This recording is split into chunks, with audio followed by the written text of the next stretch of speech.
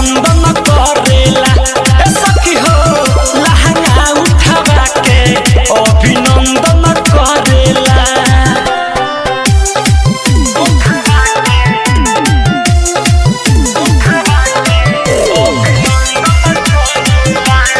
Music by Mantu Manish.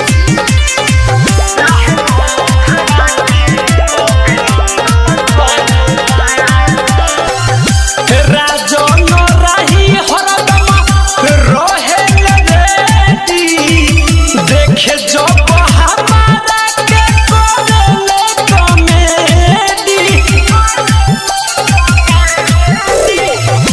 Mantu Manish हरदम रहेल ready, देखे जब हमारा के करेले कॉमेडी। बिकिरा घरवा में अनधन करेला, भतरा रोहे लंदन माथे चंदन करेला। लहंगा उठावा के अभिनंदन करेला।